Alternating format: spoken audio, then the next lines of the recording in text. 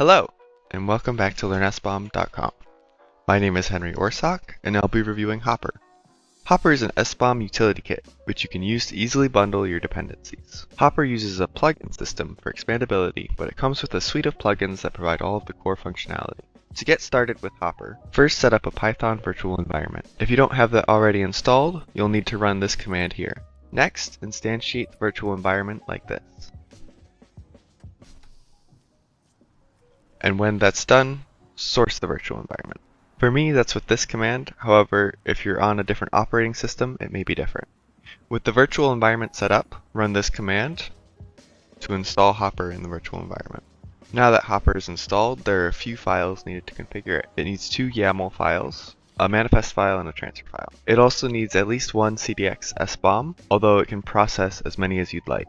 There are samples of all of these on the Hoppr website, which I will be using for this demo. The manifest file determines which SBOMs and which repositories Hoppr will use. Change this to the file name of your SBOM. If you have multiple SBOMs, add them in new lines. The SBOM determines what dependencies will be collected.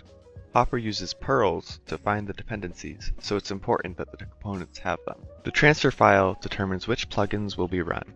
The plugins are run in 3 stages: collect, process, and bundle. In this example, Hoppr will collect from Git and raw and bundle to a tar file. Now that Hoppr is all set up, run this command to generate the tar file. If you run into this issue, you might have to make a small change to the plugin script.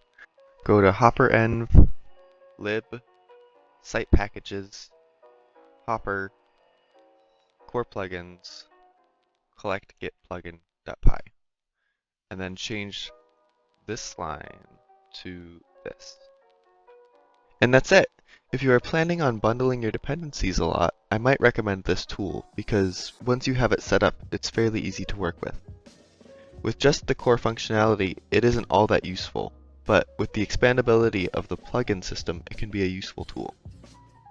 If there were specific Hoppr plugins you wanted to use, I would definitely recommend using Hoppr. That's all for me. Thank you so much for watching. Goodbye. Thank you for checking out this video. If you really liked it, be sure to check out our other videos right here, and then you can also subscribe right up top here. And again, thank you. Bye-bye.